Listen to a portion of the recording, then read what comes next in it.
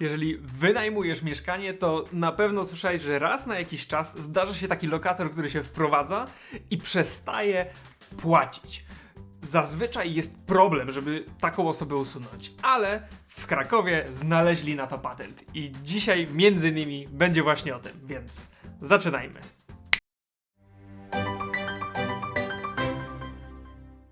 Cześć, nazywam się Patryk Matuła, to jest seria Bizweek, w której opowiadam o różnych ciekawostkach finansowych z zeszłego tygodnia. Pewnie dotyczą też twoich pieniędzy, więc jeżeli chcesz być na bieżąco, kliknij suba, dzwoneczek, a teraz przejdźmy już do konkretnych newsów, także zaczynajmy.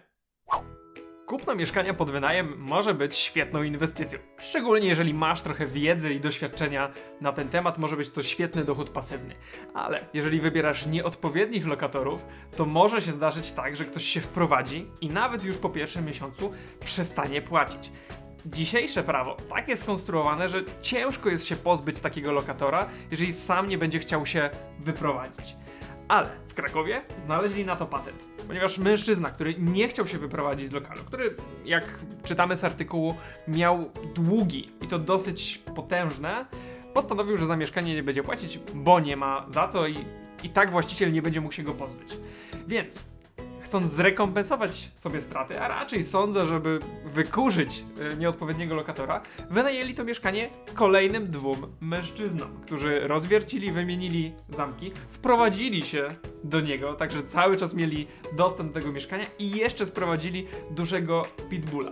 Mężczyzna przez oczywisty brak komfortu życiowego po prostu się wyprowadził, więc może czasami nie trzeba nawet siłą, ale konkretnym pomysłem można w taki sposób pozbyć się lokatora, który okazał się nieuczciwy. Myślę, że to jest wartościowa informacja dla każdej osoby, która wynajmuje mieszkanie, ponieważ czasami takie sytuacje się zdarzają. Jeżeli wynajmujesz komuś swoją nieruchomość, to upewnij się, że jest to osoba właściwa, osoba pracująca, zarabiająca, taka, która nie będzie potencjalnym oszustem.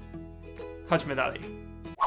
W 2016 roku Urząd Ochrony Konkurencji i Konsumenta wziął się za największych operatorów komórkowych, ponieważ jak się okazuje, środki, które użytkownicy, tak, każdy z nas, który korzysta z telefonu na kartę, których nie przedłużył odpowiednio, te środki przepadały. No i urząd stwierdził, że to jest trochę nieuczciwe, tak? Ponieważ czemu te pieniądze mają być zabierane? I zaczął pracować w tym kierunku. Natomiast dzisiaj ma kolejny pomysł, aby każda osoba, która ma telefon na kartę, mogła podczas rejestracji takiego numeru podać numer konta, na który pieniądze będą zwracane w momencie, kiedy są niewykorzystane. Być może przewinęła ci się już informacja o tym, że nasz rząd chciałby, aby te środki trafiały do kasy Skarbu Państwa. Ale myślę, że bardziej realną opcją póki co jest to, że te pieniądze będą wracały na nasze konta. Więc jeżeli masz telefon na kartę, to może być fajna informacja dla ciebie, ponieważ chcą zrobić tak, żeby te środki automatycznie trafiały do ciebie z powrotem, ponieważ możemy mówić, że to jest tylko 2, to może być tylko 3 zł, ale w skali takiego operatora mówimy o grubych milionach, które po prostu trafiają do ich kieszeni na dobrą sprawę za nic, za niewykonane usługi, tak? No bo takie są warunki. Więc może się okazać, że twoje finanse minimalnie się poprawią, co jest dobrą informacją. Ale chodźmy do kolejnego newsa. W 2019 roku WHO uznało wypalenie zawodowe jako oficjalną chorobę i wpisał ją na listę chorób. W praktyce oznacza to, że już od przyszłego roku, od 1 stycznia, lekarz będzie mógł nam wystawić L4 za właśnie wypalenie zawodowe. Oczywiście mam nadzieję, że nie będzie to nadużywane, tylko faktycznie osoby, które tego potrzebują, będą mogły odpocząć od pracy i będzie to faktycznie działało, ponieważ już właśnie również w 2019 roku według badań statystycznych wyszło, że co 3. osoba w Polsce cierpi na wypalenie zawodowe i czuje, że stoi w jakiś sposób w miejscu. Jak przyjrzymy się dokładniej statystykom, to możemy przeczytać na stronie bankier.pl, że powody tego samopoczucia, co 2. osoba wskazuje dużą odpowiedzialność przy niskim wynagradzaniu, tu mówimy aż 54%, potrzebę rozwoju przy niskich szansach na awans 43%, dużą ilość pracy przy małej ilości czasu, tak, czyli mamy za dużo zadań, 41%. No i co 3. osoba zaznaczyła, że nie ma w ogóle nowych wyzwań. Ich praca jest nużąca, jest po prostu nudna. 28% Dokładnie. To się przyczynia do wypalenia zawodowego. I jeżeli jesteś pracodawcą, pomyśl o swoich pracownikach. Czy oni mają ciekawe zajęcia, czy mają wyzwania. I oczywiście nie chodzi o to, żeby ich dojechać robotą, tak? Żeby nie mieli czasu na nic i pracowali mega ciężko, ale właśnie, żeby mieli wyzwania. Być może raz na jakiś czas trzeba ich wysłać na jakieś szkolenie. Być może możesz kupić każdemu pracownikowi jakąś książkę rozwojową. To nie są duże pieniądze, a mogą sprawić, że ktoś będzie się rozwijał, będzie lepiej pracował, będzie dzięki temu czuł się bardziej spełniony.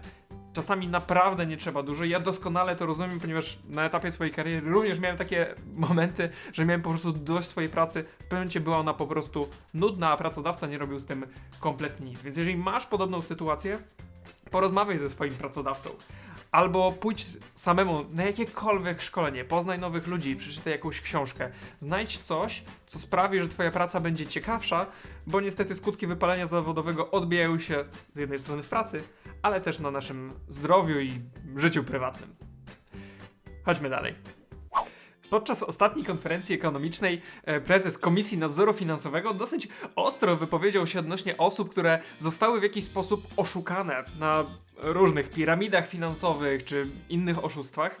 Parafrazując jego słowa, można by powiedzieć, że sami jesteście sobie winni, ale jest w tym, mimo że dosyć brutalnie, dużo prawdy, ponieważ KNF na swojej stronie informuje o wielu oszustwach. Również o Amber Gold informował kilka lat wcześniej, że jest to instytucja, która nie jest godna zaufania, która nie ma odpowiednich licencji do swojej działalności, a mimo to miliony ludzi zostało oszukanych. I z każdą jedną rzeczą dzisiaj jest dosyć podobnie. Ludzie nie wyciągają wniosku, inwestują w rzeczy, których nie mają zielonego pojęcia i liczą, że ktoś weźmie za to odpowiedzialność. Ale prawda jest taka, że cokolwiek inwestujesz, musisz być przygotowany na to, że możesz to wszystko stracić. Nieważne, co cudownego ktoś ci opowie, każda inwestycja niesie ze sobą jakieś ryzyko, a jeżeli możesz to sprawdzić na stronie KNF-u, że jakiś podmiot jest już brany pod lupę, tak, że już prawdopodobnie jest to oszustwo, a ty mimo wszystko, ze względu na różne akcje marketingowe, podejmujesz decyzję, że chcesz zainwestować środki, bo ktoś ci coś obiecał, to niestety, ale jest to twoja wina. Musimy sami brać odpowiedzialność za nasze inwestycje i analizować, gdzie wkładamy nasze pieniądze. W innym wypadku żaden urząd nie będzie w stanie nas ochronić, bo to, że gdzieś pisze małym druczkiem, że jest to obarczone ryzykiem i tak dalej, większość ludzi pomija tą informację i niestety ciągle inwestuje w rzeczy, o których nie ma zielonego pojęcia. To jest jedna z podstawowych rzeczy, jeden z podstawowych błędów, które popełniają ludzie, którzy są inwestorami albo którzy wchodzą w świat inwestycji. Mam nadzieję, że ciebie nie będzie to dotyczyć. Jeżeli pojawi ci się jakaś super oferta, upewnij się, że ona naprawdę jest super, a nie jest kolejnym oszustwem. To tyle na dziś, a jeżeli podobał ci się odcinek, to kliknij łapkę w górę i widzimy się za tydzień. Miłego weekendu. Trzymaj się, cześć!